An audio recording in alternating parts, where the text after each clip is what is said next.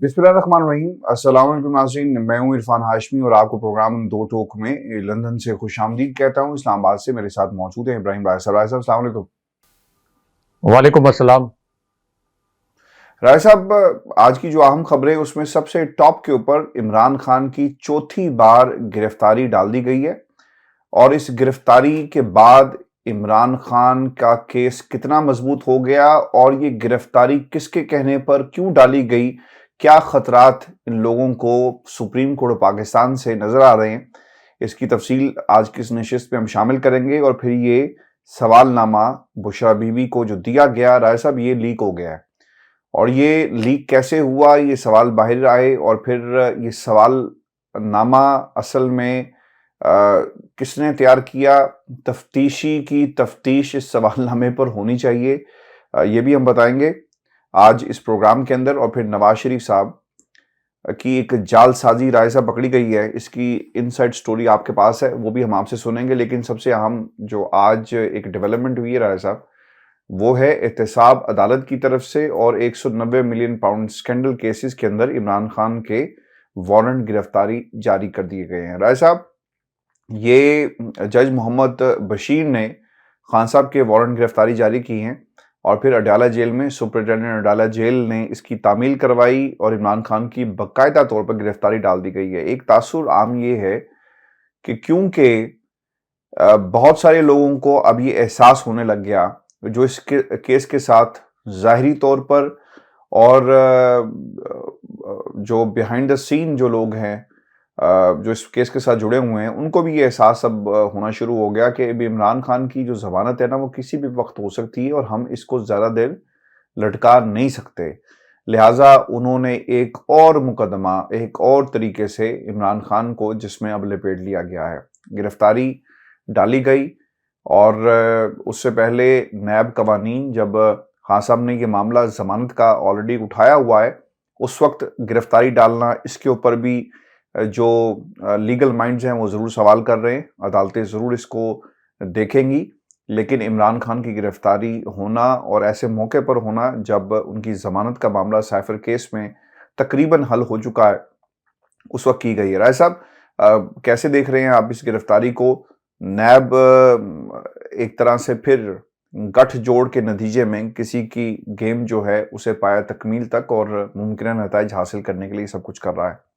Your take on this राय साहब। देखिए आशमी साहब, इसके पीछे एक बड़ा दिलचस्प वाकया है, एक बड़ी दिलचस्प खबर है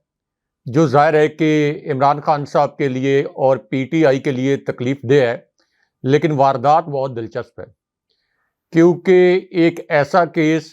जिसका फैसला इमरान खान साहब के हक में आने वाला था और अब ये फैसला किसी सूरत नहीं रुक सकता था। उसके बाद 6-7 टेलीफोन कॉल्स की एक स्टोरी सामने आई है, ऐसी स्टोरी जो कि पाकिस्तान के मीडिया ने नशर नहीं की। और ऑब्वियसली हमें पता है कि पाकिस्तान का जो इस वक्त मीडिया है ये शरीफ ख़ानदान के हाथों गुलामी की जंजीरों में जकड़ा हुआ है। कुछ और प्रेशर्स भी हैं, लेकिन इस वक्त इमरान खान साहब से जुड़ी कोई मस्बत खबर पाकिस्तान के मीडिया पर नहीं चलती और जो लॉन्च की हुई खबरें हैं इमरान खान साहब के ख़िलाफ़, मनफी खबरें, सिर्फ वो खबरें इमरान खान साहब के ख़िलाफ़ चलाई जाती हैं, उसमें भी खान साहब का नाम नहीं लिया जाता, चेयरमैन पीटीआई कहा जाता है। अब ये जो 6-7 फ़ोन कॉल्स की कहानी है, ये हाशमी साहब उस वक्त की गई जब इस्लामाबाद हाई कोर्ट में इमरान खान साहब का एक इंतहाई अहम केस, जिसमें इमरान खान साहब के हक में अब फैसला चारों नाचार जज साहब को देना था। जज साहबान इस फैसले के मुतल्लिक अपना माइंड अब जाहिर कर चुके थे। वो ये बता चुके थे कि अब इमरान खान साहब के खिलाफ जेल के अंदर जो गैर कानूनी ट्रायल है, इसको जायज़ करार देना या इसको तूल देना अदालत के तवस्सुत से ये नामुमकिन हो गया है। और अटॉर्नी जनरल को इस्लामाबाद हाई कोर्ट ने ये हुक्म भी दिया था कि आप ये इंश्योर करें कि एक तो इंसाफ होता हुआ भी नज़र आए और ये जेल के अंदर जो ट्रायल है इसके ऊपर ज़रा आर्गूमेंट लेके आएँ कि ये किस कानून के तहत जायज़ है। आज के दिन में इसकी समाअत होनी थी, यानी मंगल को इसकी समाअत होनी थी और पूरा चांस था कि इसके अंदर इमरान खान साहब का ये जो जेल ट्रायल है इसको कलअदम करार दे दिया जाएगा, क्योंकि इस्लामाबाद हाई कोर्ट के चीफ जस्टिस साहब नहीं बल्कि दीगर जज साहिबान जो हैं ان کے بڑے تگڑے اس کیس میں ریمارکس آ گئے تھے۔ اس کے بعد ہاشمی صاحب جو گھنونی واردات کی گئی ہے، جو کہ ان کو بعد میں اس کے جو نتائج ہیں وہ بھی بھگتنا پڑیں گے، وہ یہ کیا گیا کہ جو آپ کے نگران وزراء ہیں، یہ جو ایک جعلی نگران حکومت لائی گئی ہے کٹ پتلی، ان کے وزراء کو کالز کی گئی ہیں اور انہیں یہ کہا گیا کہ ایک ہنگامی سمری منظور کرنی ہے، اور ہماری اطلاعات یہ ہیں کہ اس سمری پر دستخط کرنے کے لیے کچھ نگران وزراء وہ ریلکٹنٹ تھے، وہ ہچکچاہٹ کا شکار تھے۔ ان کو پتا تھا کہ یہ نگران حکومت کتنا عرصہ چلے گی، اور ان کو یہ پتا تھا کہ ان کے یہ جو غیر قانونی اقدامات ہیں یہ بعد میں ان کو ہانٹ کریں گے۔ عمران خان صاحب کی حکومت آ گئی، کسی اور کی حکومت آ گئی، تو یہ اس ہنگامی سمری کا جو کیس ہے یہ کھل جائے گا، کیونکہ یہ ہنگامی سمری پر دستخط کروائے گئے نگران وزراء جو آپ کی کیبنٹ ہے شام کو، اور اس میں ایک طرف جب اسلام آباد ہائی کورٹ سے عمران خان صاحب کے حق میں فیصلہ آنے والا تھا، تو اس سمری کے ذریعے یہ آپ کہہ لیں کہ جعلی طریقے سے انڈورس کیا گیا کہ عمران خان صاحب کا سائفر کیس میں جیل ٹرائل ہی ہونا چاہیے۔ عمران خان صاحب کو سیکیورٹی خدشات ہیں، نگران کابینہ اس کی منظوری دے رہی ہے، اور نگران کابینہ کی یہ جو منظوری ہے،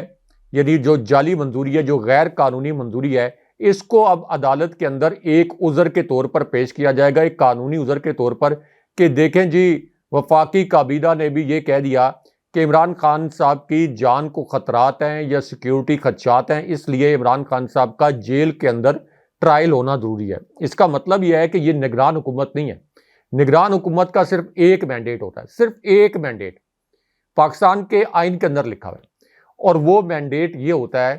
کہ اس نے فری اینڈ فیئر الیکشن کروانے ہیں اور اس کے بعد گھر چلے جانا ہے۔ یہ حکومت الیکشن نہیں کروا رہی، باقی سارے کام کر رہی، ایک صرف جو الیکشن کرانا ان کا کام ہے وہ نہیں کروا رہی، باقی سارے مس ایڈونچر، باقی قوم کے ساتھ دھوکہ بازی، باقی وزراء کے جو انہوں نے غیر قانونی طور پر اس حکومت کو ایک ایکسٹینشن ملی ہوئی ہے، غیر قانونی طور پر جو آپ کی صوبائی حکومتیں ہیں ان کو ایکسٹینشن ملی ہوئی ہے۔ تو اس پوری صورتحال میں اب یہ میں اعتزاز احسن صاحب کو سن رہا تھا، انہوں نے کہا کہ یہ نگران کابینہ کا مینڈیٹ نہیں تھا۔ اس سے پتہ چل گیا کہ اس وقت کی جو حکومت ہے یہ عمران خان کو نشانہ بنانا چاہتی ہے، یہ شریف خاندان کا تسلسل ہے، اور انہوں نے بڑی مزے کی بات کی، انہوں نے کہا نون سے نون لیگ اور نون سے نگران حکومت یہ اصل میں شریف خاندان کا کٹ پتلی وزیر اعظم ہے اور شریف خاندان کی کٹ پتلی حکومت ہے۔ آپ اندازہ کر لیں کہ جیسے ہی عمران خان صاحب کے کیس میں ان کے حق میں فیصلہ آنے کے آثار نظر آئے، تو یہ ایک جعلی اور غیر قانونی طریقے سے یہ سمری منظور کی گئی۔ اب آ جائیں کہ توشہ خانہ کیس میں عمران خان صاحب کے وارنٹ گرفتاری جاری کر کے کہ جی عمران خان صاحب کی اس کے اندر گرفتاری ڈال جائے۔ ہاشمی صاحب اس کے پیچھے بھی ایک دلچسپ کہانی ہے، کیونکہ سائفر کیس جو ہے اس میں ضمانت کی درخواست سپریم کورٹ میں آ گئی ہے، سپریم کورٹ میں آ گئی ہے، جسٹس فائز عیسیٰ صاحب کے پاس یہ درخواست پہنچ گئی ہے، کیونکہ وہ سپریم کورٹ کے اس وقت سربراہ ہیں۔ اس کے اوپر ڈائری نمبر بھی لگ گیا، اس کا جو نمبر تھا وہ بھی مارک ہو گیا، ابھی تک یہ سماعت کے لیے فکس نہیں ہوئی۔ اب ہاشمی صاحب اس وقت جو سپریم کورٹ سے دلچسپ خبر آئی ہے وہ یہ ہے کہ اگر ایک طرف تو جسٹس اعجاز الحسن، جسٹس عائشہ، جسٹس منیب اختر، اس قسم کا کوئی بینچ بنتا ہے جس میں یہ تین جج صاحبان شامل ہوتے ہیں، اور دوسری جانب اگر کوئی ایسا بینچ بنتا ہے جس میں جسٹس جمال مندوخیل، جسٹس منصور علی شاہ شامل ہوتے ہیں،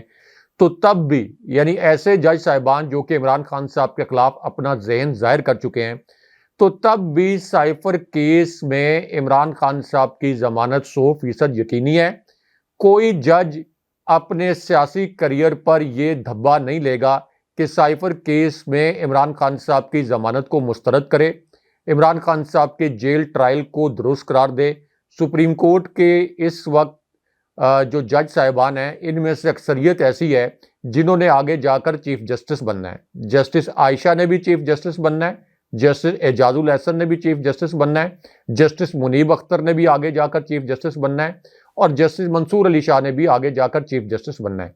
تو کوئی بھی جج جو کہ پی ڈی ایم کے حق میں اور عمران خان صاحب کے خلاف اپنا ذہن ظاہر کر چکا ہے، وہ بھی کسی صورت سائفر کیس میں عمران خان صاحب کی ضمانت نہیں روک سکتا۔ اب اس کا ایک حربہ تھا کہ سائفر کیس کی سماعت جو ہے سپریم کورٹ میں اس وقت تک نہ کی جائے جب تک عمران خان صاحب کو کسی اور کیس میں گرفتار نہ کر لیا جائے، تاکہ سپریم کورٹ میں جب یہ کیس چلے عمران خان صاحب کو سائفر کیس میں ضمانت ملے، جسٹس فائز عیسیٰ اپنی سپریم کورٹ کی ساکھ بچانے کی ناکام کوشش کریں اور یہ کہیں کہ دیکھیں عمران خان صاحب کو ہم نے سائفر کیس میں ضمانت دے دی، لیکن یہ ضمانت اس وقت دی جائے جب یہ انشور کر لیا جائے کہ عمران خان صاحب کو ایک اور کیس کے اندر گرفتار کر لیا گیا۔ اب اس کے اندر ایک اور دلچسپ خبر یہ ہے کہ شریف خاندان کے گھر کے اندر سے شریف خاندان کے اپنے ایک فرد جو کہ ان کی بہت قریبی شخصیت ہے، اس نے عمران خان صاحب کے حق میں گواہی دی، کیونکہ جو نواز شریف ہیں انہوں نے ایک شخصیت کی اپائنٹمنٹ کروائی، اس کی تعیناتی کروائی یہ سوچ کر کہ یہ شخصیت تو ہمیں سپورٹ کرے گی، ہمارا کہا مانے گی اور عمران خان کے خلاف اس کے ذریعے ہم انتقامی کارروائیاں کریں گے۔ اور شہباز شریف نے پھر اسی شخصیت کو یہ کہا کہ آپ عمران خان کے خلاف توشہ خانہ کیس میں گرفتاری ڈالیں۔ اس سے پہلے یہ کہا کہ آپ ہیلی کاپٹر کیس میں عمران خان صاحب کو اور بشرا بی بی صاحبہ کو گرفتار کریں، اور شہباز شریف کو پوری امید تھی کہ چونکہ یہ تعیناتی ہم نے خود کی ہے، یہ تقرری ہم نے خود کی ہے، اس لیے یہ گرفتاریاں ہو جائیں گی، لیکن جو آپ کے سابق چیئرمین نیب آفتاب سلطان، جن کو نواز شریف کی سفارش پر شہباز شریف نے چیئرمین نیب کے لیے تقرر کیا تھا، ان کا چیئرمین نیب کے طور پر، ان کے قریبی ذرائع نے ہمیں یہ بتایا کہ شہباز شریف کو پولائٹلی ہمبلی یہ کنوے کر دیا گیا تھا کہ توشہ خانہ کیس میں عمران خان صاحب کے خلاف کچھ نہیں ہے، عمران خان صاحب کے خلاف اگر کچھ کیا گیا تو یہ گرفتاری عمران خان صاحب کی عدالتوں میں نہیں ٹھہرے گی، عدالت سے عمران خان صاحب کی گرفتاری کالعدم ہو جائے گی اور ہماری ساکھ تباہ ہو جائے گی، اور ہیلی کاپٹر کیس میں بھی عمران خان صاحب کے خلاف کچھ نہیں ہے۔ اسی طرح یہ جو آپ کا القادر ٹرسٹ کیس ہے نام نہاد، اس کے حوالے سے بھی ایک سٹوری ہے، تھوڑا آگے چل کر شیئر کرتے ہیں، لیکن اس سے پہلے یہ جو توشہ خانہ کیس ہے جو کہ نواز شریف کے اوپر تھا، جس میں انہوں نے بیش قیمت گاڑیاں لیں بغیر عہدے کے، بیش قیمت گاڑیاں مریم نواز نے بھی چلائیں، آصف علی زرداری نے اربوں روپے کی گاڑیاں لوٹیں، اسی توشہ خانہ کیس میں احتساب عدالت نے اور احتساب عدالت کے فیصلے کے تحت جو نواز شریف کی جائیدادیں ضبط کی گئی تھیں، جو نواز شریف کے بینک اکاؤنٹس منجمد کیے گئے تھے، جو ان کی گاڑیاں ضبط کی گئی تھیں، یہ تمام ان کے اثاثے، ان کی گاڑیاں واپس کر دی گئی ہیں، ضبطگی ختم ہو گئی ہے۔ تو یہ کس قسم کا نظام چل رہا ہے؟ جسٹس فائز عیسیٰ صاحب، اس سے مضحکہ خیز سپریم کورٹ پاکستان کی تاریخ میں نہیں آئی، جتنی مضحکہ خیز سپریم کورٹ آپ کی اس وقت ہے، اس سے زیادہ مضحکہ خیز سپریم کورٹ پاکستان کی تاریخ میں کبھی نہیں آئی۔ جس قسم کی اندھیر نگری اس وقت ہو رہی ہے آپ کی آنکھوں کے سامنے، آپ کے پاس ایک سال تھا، لوگوں کو بڑی امید تھی کہ جسٹس فائز عیسیٰ نے فیض آباد دھرنے میں بڑا دلیرانہ فیصلہ دیا، لوگوں کو امید تھی کہ آپ جسٹس بندیال ثابت نہیں ہوں گے، لوگوں کو پتا تھا کہ جسٹس بندیال صاحب صرف ہومیوپیتھک فیصلے دیتے تھے، لیکن انسانی حقوق کی خلاف ورزیوں پر یا قانون شکنی اور آئین شکنی پر کم سے کم اس معاملے پر یہ امید تھی کہ جسٹس فائز عیسیٰ عمران خان صاحب کے ساتھ ذاتی اناد ہوتے ہوئے بھی تب بھی کم سے کم جب آئین اور قانون کی بات آئے گی تو یہاں پر دلیرانہ فیصلے کریں گے، میرٹ کے اوپر فیصلے کریں گے۔ لیکن یہاں پر تو ہم نے دیکھا ہے کہ ہر حساس نوعیت کا کیس جسٹس فائز عیسیٰ اس سے کنی کترا جاتے ہیں، اس بینچ پہ بھی نہیں بیٹھتے، اور اس وقت جس طریقے سے پی ٹی آئی کو ٹریٹ کیا جا رہا ہے، جس طریقے سے پی ٹی آئی پر جبر کیا جا رہا ہے، اس کے اوپر نوٹس تو دور کی بات ہے، جسٹس فائز عیسیٰ کے کوئی ریمارکس بھی نہیں آتے۔ تو اس لیے جسٹس فائز عیسیٰ صاحب کی وجہ سے لوگوں کو اب جسٹس بندیال صاحب کا وہ ہومیوپیتھک دور یاد آنا شروع ہو گیا کہ کم سے کم ریمارکس تو آتے تھے، فیصلے نہیں آتے تھے تو ریمارکس تو آتے تھے۔ جسٹس فائز عیسیٰ صاحب تو ریمارکس دینے کی بھی شاید اخلاقی طور پر جرت نہیں کر رہے۔ اچھا راج صاحب، یہ جو گیٹ نمبر 4 سے جڑی ہوئی خبر ہے وہ بھی ہم بتاتے ہیں، لیکن یہ جو بشرا بیوی کو ایک سوال نامہ دیا گیا اور اس سوال نامے کا جو عکس ہے وہ لیک ہو گیا ہے۔ اب عام طور پر یہ سوالات جو ہیں انہیں اس طرح لیک نہیں کیا جاتا، جواب وکلا دیں گے اور پھر وہ جواب جمع کروا دیا جائے گا، لیکن مجھے ایسا لگا ان سوالات کو پڑھنے کے بعد کہ شاید یہ کسی یونیورسٹی کے سنڈیکیٹ کا کوئی سوال نامہ تھا، اور کوئی ٹیچر جو ہے وہ پکڑا گیا ہے بغیر کسی ڈگری کے، کسی ٹرسٹ کی، کسی یونیورسٹی کی کلاس روم کے اندر، اور پھر سنڈیکیٹ نے یہ سوال نامہ جو ہے وہ تیار کیا۔ یہ کسی طرح بھی 100 ملین پاؤنڈ کیس کے سوال نامے سے کہ بالکل بھی رائے صاحب قریب نہیں ہے۔ جو پتہ نہیں یہ تفتیشی کون تھا، اس پہ بھی تفتیش ہونی چاہیے اور اسے پوچھا جائے کہ یہ تم نے کس کے کہنے پر سوال لکھے۔ پہلا سوال کہ آپ نے تعلیم کہاں سے حاصل کی، اور کیا آپ نے اسلامی تدریسی کورس بھی کیا؟ القادر یونیورسٹی پروجیکٹ ٹرسٹ بنانے کا مقصد کیا تھا؟ کیا بطور ٹرسٹی ہونے کے ساتھ ساتھ بطور استاد بھی کوئی ذمہ داری ادا کی؟ کیا بطور ٹرسٹی استاد یونیورسٹی سے کسی قسم کی تنخواہ مراد لی؟ القادر یونیورسٹی بنانے کا خیال کس کا تھا اور جگہ کا تعین کس نے کیا؟ بطور ٹرسٹی القادر یونیورسٹی میں کیا ذمہ داریاں ادا کی گئی؟ فرد شہزادی کو آپ کیسے جانتی ہیں؟ کیا آپ ان کے مالی معاملات اور کردار کے بارے میں مطمئن ہیں؟ اور پھر نیب نے جو بقیہ سوال جو تھے وہ پیسے کی ٹرانزیکشن کے بارے میں بھی کچھ کیے گئے ہیں۔ اب یہ 11 سوالوں کا جواب جو ہے وہ جمع کروایا جائے گا۔ کچھ اور سوالات وہ خیر نہیں لیک ہوئے، لیکن یہ سوالات جو ہیں وہ ضرور لیک ہوئے ہیں۔ راج صاحب کیا لگتا ہے، بڑے زبردست سوال ہیں جو القادر ٹرسٹ جسے یہ سکینڈل کا نام دے رہے ہیں، اس کی تہہ تک پہنچنے میں یہ آپ کو مدد فراہم کریں گے؟ یا پھر آپ کو یاد ہوگا کہ ہم نے اس سے پہلے بھی جب شہباز شریف صاحب سے سوال ہوتے تھے تو وہ مسئلہ فلسطین لے کر آتے تھے۔ آج کل مسئلہ فلسطین جو ہے وہ کافی آگے نکل گیا۔ اسی طرح کے سوالات ہوتے ہیں اور اسی طرح کے جوابات آتے ہیں، یا پھر واقعی اس کا کوئی کیس سے تعلق ہوتا ہے؟ کیونکہ ایک نا یہ ٹریل ہے عمران خان کو جیل میں رکھنے کی، اور پھر عمران خان کے ساتھ جو شخصیات جڑی ہوئی ہیں، جو ان کے فیملی ممبرز ہیں، ان کو کس طرح گھرا جائے۔ یہ صرف اسی راستے پہ چلتے ہوئے یہ تمام چیزیں اس انداز میں آگے بڑھائی جا رہی ہیں۔ آپ کو لگتا ہے یہ کہ اس سے کچھ کیس پہ افیکٹ پڑے گا، یا پھر یہ ڈیلنگ ٹیکٹکس ہے، ایک کیس اور صحیح، ایک سوال نامہ اور صحیح؟ دیکھیں، ایک تو اسکرپٹ رائٹر کے حوالے سے بھی بڑی اہم خبر ہے، کیونکہ بشریٰ بی بی صاحبہ کی یہ جو پیشی ہے جس میں ان سے یہ سوالات کیے گئے اور آن پرپز یہ سوالات پھر لیک بھی ہو گئے۔ اب یہ جو سوالات لیک ہوئے ہیں اور یہ پیشی اور بشریٰ بی بی صاحبہ کی گرفتاری، اس سے پہلے ایک خبر لانچ کروائی گئی، کیونکہ آج کل جو بھی اقدام کرنا ہوتا ہے اس کو تھوڑا سا لاجیکلی جسٹیفائی کرنے کے لیے ایک خبر 3-4 دن پہلے لانچ کروا دی جاتی ہے، لیکن اسکرپٹ رائٹر اتنا کمزور ہے کہ جب وہ خبر 3-4 دن پہلے لانچ کروا دی جاتی ہے تو اس سے الٹا کام خراب ہو جاتا ہے۔ مثال کے طور پر 3-4 دن پہلے پاکستان کے سب سے بڑے اخبار میں یہ خبر شائع ہو گئی کہ بشریٰ بی بی صاحبہ کو نیب گرفتار کر سکتا ہے۔ بشریٰ بی بی صاحبہ کو جو نیب نے سوال نامہ دیا اور جس کے اوپر بشریٰ بی بی صاحبہ نے جوابات دینے تھے، اس سوال نامے پر جوابات اس وقت تک نہیں آئے تھے، تو پھر خبر لگانے والے جو لوگ ہیں ان کو کیسے پتہ چل گیا کہ بشریٰ بی بی صاحبہ ان سوالات کے کوئی تسلی بخش جوابات نہیں دے سکیں گی، اس لیے ان کی گرفتاری ہوگی؟ یعنی پہلے ہی ابھی یہ سوالات کے جوابات بشریٰ بی بی صاحبہ نے دیے نہیں تھے، تو کیسے اخبار نویس کو یہ پتہ چل گیا کہ بشریٰ بی بی صاحبہ کی گرفتاری ہونے والی ہے؟ اس کا مطلب یہ ہے کہ پہلے سے اسکرپٹ لکھا گیا تھا کہ بشریٰ بی بی صاحبہ کو گرفتار کرنا ہے۔ ابھی ان کا نام ECL پر بھی ڈالا گیا ہے۔ اچھا، ECL کے حوالے سے دلچسپ بات یہ ہے کہ اگر بشریٰ بی بی صاحبہ نے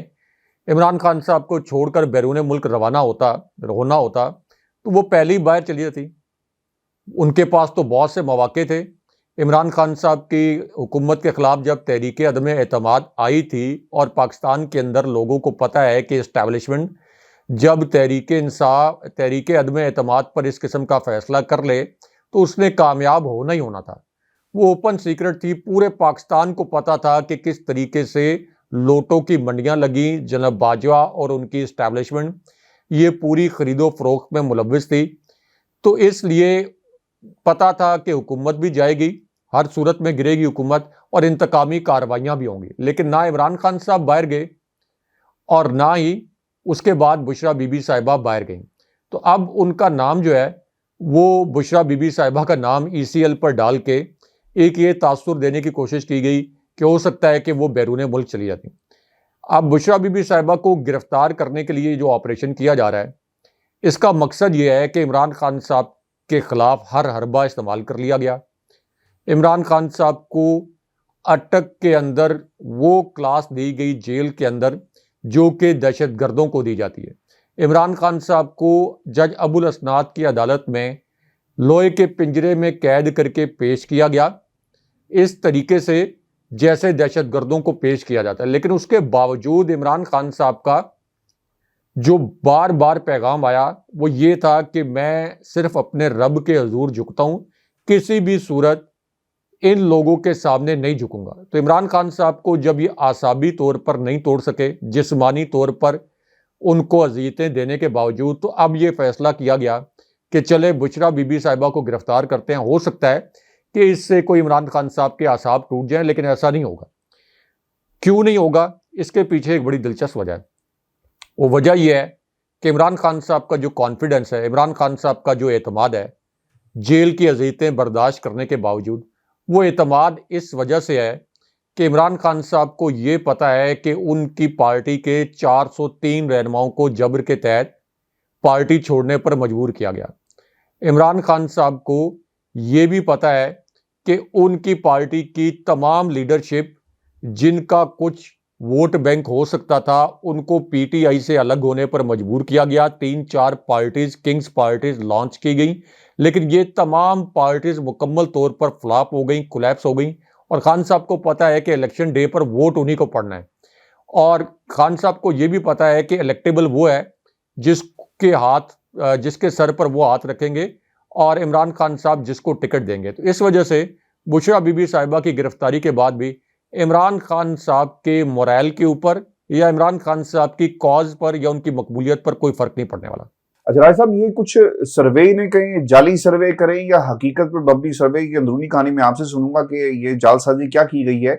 لیکن جو خبر لگائی گئی وہ الیکٹیبلز کی طرف پاکستان مسلم لیگ نون کا جو اس وقت جھکاؤ ہے، اس کی وجہ کیا ہے؟ اب مسلم لیگ نون نے جو ہدایت جو ان کے قائد ہیں تا حیات قائد نواز شریف صاحب، انہوں نے کیا جاری کی ہدایت نامہ، جو ہدایت جاری کی، انہوں نے یہ ہدایت جاری کی کہ الیکٹیبلز کے لیے بند اپنے دروازے اب ہمیں کھولنے پڑیں گے. پارٹی نے چودھری نثار علی خان اور شاہد خاقان عباسی کے علاوہ زیادہ تر ناراض اراکین کو منانے، پارٹی میں دوبارہ شامل کروانے اور اکثر کو پارٹی ٹکٹیں دینے کا فیصلہ کیا ہے. شاہد خاقان عباسی کے حوالے سے ابھی کوئی فیصلہ نہیں ہوا اور نواز شریف صاحب یہ خود فیصلہ کریں گے، جبکہ چودھری نثار علی کے حلقے میں مسلم لیگ نون اپنا امیدوار لازمی کھڑا کرے گی. پارٹی ذرائع بھی رائے صاحب یہ بتاتے ہیں کہ مسلم لیگ نون نے پنجاب اسمبلی کی 20 نشستوں پر 2022 میں ہونے والے ضمنی انتخاب میں الیکٹیبلز کی شکست کے بعد انہیں پارٹی میں شامل نہ کرنے اور انتخابی ٹکٹ بھی نہ دینے کا فیصلہ کیا. لیکن نواز شریف کی وطن واپسی کے فوری بعد پنجاب سے قومی اسمبلی کی تمام 141 جنرل نشستوں کے حلقوں میں تھرڈ پارٹی کے ذریعے ایک سروے کروایا. اس سروے کے نتائج کی بنیاد پر مسلم لیگ نون نے الیکٹیبلز کو پارٹی میں شامل کرنے کا فیصلہ کیا ہے. سینیٹر اسحاق ڈار کی زیر نگرانی یہ سروے ہوا جس میں مجموعی طور پر 7 لاکھ سے زائد ووٹرز نے حصہ لیا. سروے کے ابتدائی نتائج کے مطابق مسلم لیگ نون پنجاب سے حاصل کردہ قومی اسمبلی کی نشستوں میں ممکنہ تعداد کی بنیاد پر سادہ اکثریت سے حکومت بنانے کی پوزیشن میں ہوگی، جس کے لیے پنجاب کی قومی اسمبلی کی 141 جنرل نشستوں میں سے 80 سے 90 کے قریب انہیں نشستیں ملنے کا امکان ہے. لیکن پارٹی اعلیٰ قیادت نے عام انتخابات میں سادہ اکثریت کی بجائے 2/3 اکثریت کے حصول کو اولین ہدف قرار دے رکھا ہے. رائے صاحب، کیا معاملات اتنے ہی سادہ ہے یا ابھی بھی کوئی ٹوسٹ اور جال سازی کہیں نہ کہیں موجود ہے؟ رائے صاحب. ہاشمی صاحب GHQ سے جڑی ایک اہم خبر بھی شیئر کرتے ہیں، اور یہاں پر جو ایک بہت بڑی جعلسازی کے متعلق دلچسپ خبر ہے وہ بھی اپنے ویورز کے سامنے رکھتے ہیں. یہ جو سروے ہے اس کے متعلق بطور صحافی میرے پاس معلومات ہیں اور بڑی ٹھوس معلومات ہیں. یہ جو الیکٹیبلز کو شامل کرنے کا فیصلہ کیا گیا ہے نون لیگ کی جانب سے اور نواز شریف کی جانب سے، یہ یہاں تک تو یہ خبر ٹھیک ہے کہ الیکٹیبلز کو نون لیگ کے اندر شامل کیا جائے گا. لیکن اس کی نوبت کیوں آئی ہے؟ یہ جعلی خبر جو لانچ کروائی گئی ہے، اصل سروے کیا ہے وہ میں بتاتا ہوں ویورز کو کیونکہ انہوں نے ایک انٹرنل سروے کرایا اور 7 لاکھ لوگ نہیں، اس کے اندر کوئی 11-12 لاکھ لوگوں کا جو سیمپل ہے وہ آیا ہے۔ پنجاب میں یہ سروے ہوا ہے، اور جب انہوں نے یہ سروے کروایا، اسحاق ڈار کو اس قسم کے سرویز کا اور انتخابی کیمپین کا نام نہاد انہوں نے سربراہ بنایا، تو جو رزلٹس تھے وہ اتنے مایوس کن تھے کہ نواز شریف ان رزلٹس پر بڑے برہم بھی تھے، بہت مایوس بھی تھے، اور اصل میں انہوں نے یہ بھی اشارہ کرنے کی کوشش کی کہ حمزہ شہباز، جن کے پاس نون لیگ کی تنظیم سازی کا وہ مطلب نہیں ہے جو طلال چودھری تنظیم سازی کرنے گئے تھے، ہمارے ویورز کوئی کنفیوز نہ ہو جائیں، تو حمزہ شہباز کی جو ذمہ داری عام طور پر پارٹی کے اندر سمجھی جاتی ہے کہ یہ پارٹی کے اندر کوئی تنظیم سازی میں مہارت رکھتے ہیں، تو انہوں نے یہ اشارہ بھی دیا کہ پارٹی کی تنظیم کے اوپر کوئی توجہ نہیں دی گئی، کیونکہ انہوں نے جو انٹرنل سروے کروایا اس کے اندر نتائج اصل میں یہ آئے کہ عمران خان صاحب کے جیل میں ہونے کے باوجود، تحریک انصاف پر کریک ڈاؤن ہونے کے باوجود، تحریک انصاف کی پوری قیادت کے جیل میں ہونے کے باوجود، تحریک انصاف کو الیکشن کیمپین چلانے کی اجازت نہ دینے کے باوجود، الیکشن کمیشن کو اپنے ساتھ ملانے کے باوجود، یہ تمام فیکٹرز کو مد نظر رکھ کر جو سوالات کیے گئے، اس کے باوجود عمران خان صاحب پنجاب سے 64 سے 66% نشستیں پنجاب سے تحریک انصاف حاصل کر لے گی۔ اس کا مطلب یہ ہے کہ صرف 2/3 نشستیں عمران خان صاحب اور تحریک انصاف صرف پنجاب سے حاصل کر لیں گے، اور اس کے بعد کے پی سے ظاہر ہے کہ وہاں پر تو عمران خان صاحب کی اتنی پاپولیرٹی ہے کہ ایک بڑا دلچسپ کلپ بھی سامنے آیا ہے۔ پشاور میں ایک کارنر میٹنگ ہو رہی تھی، لوگوں کو پتا چلا کہ پی ٹی آئی کی کارنر میٹنگ ہو رہی ہے، تو لوگوں نے اس کو جلسہ بنا دیا، جہاں پر صرف 200-400 لوگ ہونے چاہیے تھے، وہاں پر اتنا بڑا جلسہ ہو گیا کہ مریم نواز کو اور پوری نون لیگ کی جو مشینری ہے اس کو مل کر اتنا بڑا جلسہ کرنا پڑتا ہے۔ یعنی نون لیگ کے جو جلسے ہو رہے ہیں، جن کو یہ بڑا جلسہ کہتے ہیں، حالانکہ وہ جلسیاں ہی ہو رہی ہیں، لیکن جس کو یہ بڑا جلسہ کہتے ہیں اس کے مقابلے میں یہ کارنر میٹنگ بدل گئی۔ تو کے پی میں عمران خان صاحب تو 3/4 اکثریت سے تمام نشستیں، یعنی 3/4 اکثریت وہ وہاں سے حاصل کر لیں گے، اور اس کا مطلب یہ ہے کہ تحریک انصاف کی کل جو اکثریت ہے یہ 74-75% تک بن جائے گی۔ عمران خان صاحب بہت بڑے مارجن کے ساتھ، تحریک انصاف بہت بڑے مارجن کے ساتھ وفاق میں حکومت بنا لے گی۔ اب جس وقت ان کے پاس پنجاب کے یہ نتائج سامنے آئے ہیں، تو وہ الیکٹیبلز جن کو انہوں نے حمزہ شہباز کی حکومت بچانے کے لیے ضمنی الیکشن میں اتارا تھا، جس میں جہانگیر ترین کا پورا گروپ بڑا پاورفل گروپ، اور جہانگیر ترین نے پیسے کی طرح جو پانی کی طرح پیسہ بہایا تاکہ ان کے گروپ کی افادیت، اس کا اثر و رسوخ قائم رہے، لیکن جہانگیر ترین کے گروپ کے تمام الیکٹیبلز اس کے باوجود کہ جناب باجوہ اس الیکشن میں عمران خان صاحب کو ہارتے ہوئے دیکھنا چاہتے تھے، الیکشن کمیشن وفاق کی شہباز شریف کی جعلی حکومت پوری ریاستی مشینری استعمال کر رہی تھی، اس کے باوجود عمران خان صاحب نے ان تمام الیکٹیبلز کو ڈھیر کر دیا۔ اس کے بعد ایک بہانہ بنایا گیا نون لیگ کی جانب سے کہ ہم نے اپنے جو پارٹی کے رہنما ہیں ان کو چونکہ ٹکٹ نہیں دیا، ہم نے الیکٹیبلز کو ٹکٹ دے دیا، اب ہم ان الیکٹیبلز کو ٹکٹ نہیں دیں گے، اپنے نون لیگ کے رہنماؤں کو ٹکٹ دیں گے۔ لیکن اب ان کے سروے میں یہ بتایا گیا کہ نون لیگ کے ٹکٹ پر کسی کو ووٹ نہیں پڑنا، نون لیگ کے جلسوں میں لوگ نہیں آتے، وہ جو روایتی ایک طریقہ کار تھا کہ ٹرانسپورٹ آپ دیں گے، ووٹ خریدیں گے، بریانیاں کھلائیں گے، تو آپ کا ووٹر جو ہے نون لیگ کا وہ چلا جائے گا پولنگ بوتھ پر۔ اب وہ تمام ٹرینڈ الٹا ہو گیا ہے، لوگ ٹرانسپورٹ بھی ان کی استعمال کریں گے، ہو سکتا ہے ان کے کھانے بھی کھا لیں، لیکن ٹھپے جا کر لگیں گے بلے کے اوپر، بالکل اسی طرح جیسے نون لیگ کے جلسوں کے اندر اب عام لوگ جو ہیں وہ پی ٹی آئی کی شرٹس پہن کے نہیں جاتے، نون لیگ کی شرٹس پہن کے جاتے ہیں اور عمران خان صاحب کے حق میں نعرے لگاتے ہیں۔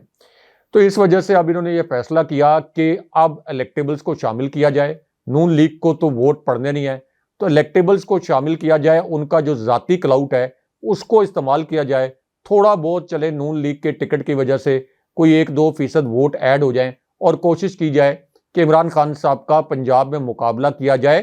جو 60-70% دھاندلی کے بعد بھی نون لیگ اس پوزیشن میں نہیں تھی۔ اب ہاشمی صاحب یہ الیکٹیبلز جو شامل کیے جا رہے ہیں نون لیگ کے اندر، اس کا بھی فائدہ کوئی نہیں ہونا، کیونکہ الیکٹیبل عمران خان صاحب نے پاکستان کی سیاسی تاریخ کو الٹا کر رکھ دیا ہے۔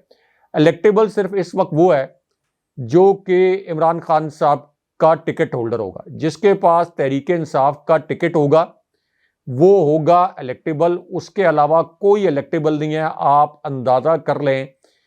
کہ اپریل 2022 سے لے کر اب تک تحریک انصاف کے ساتھ جو کچھ ہو گیا ہے، کوئی اور پارٹی ہوتی تو وہ سروائیو نہیں کر سکتی تھی، لیکن لوگ اس جبر کے ماحول میں، خوف کے ماحول میں بھی عمران خان صاحب کا ساتھ چھوڑنے کے لیے تیار نہیں ہے۔ اسی لیے اب یہ پلاننگ کر رہے ہیں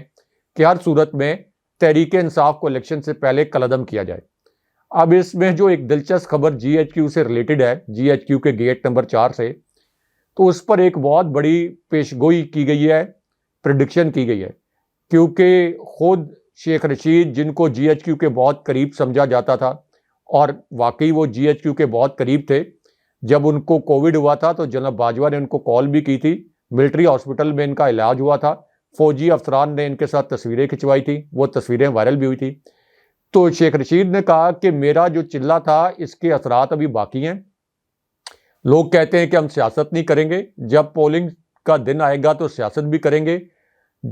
کوئی بھی اس وقت تک نہیں ہارتا جب تک وہ ہار نہ مان جائے۔ عمران خان صاحب کا یہ جو کول ہے اس کو ریپیٹ کیا، یہ تاثر دیا کہ میں عمران خان صاحب کے ساتھ ہی کھڑا ہوں، اور آخر میں انہوں نے کہا کہ میں جی ایچ کیو کے انتہائی قریب تھا،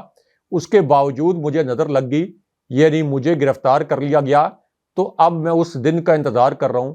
کہ جب نواز شریف کو نظر لگ جائے گی، جو کہ اس وقت جی ایچ کیو کے قریب ہیں۔ ان کا تاثر یہ تھا کہ نواز شریف کی بھی جی ایچ کیو سے لڑائی قریب ہے، کیونکہ نواز شریف کے متعلق جاننے والے جانتے ہیں کہ یہ اسٹیبلشمنٹ سے ہمیشہ اپنے سیاسی مقاصد پورے کروانے کے لیے ڈو مور کا مطالبہ کرتے رہتے ہیں، اور پھر دوسری جانب سے ریئیکشن بھی آتا ہے۔ تو اس لیے اس وقت جو اوورآل سچویشن ہے وہ ہر لحاظ سے عمران خان صاحب کے حق میں جاری ہے۔ اگر یہ الیکشن رگ کیا گیا، اس سے ریاست کو ناقابل تلافی نقصان پہنچے گا۔ اور ایک اور آخر میں لطیف کھوسہ، اعتزاز احسن صاحب اور پاکستان کے تمام جو نامور قانوندان ہیں وہ یہ کہہ رہے ہیں کہ سائفر کیس اب ختم ہو گیا ہے، اس میں عمران خان صاحب کی ضمانت 100% یقینی ہے۔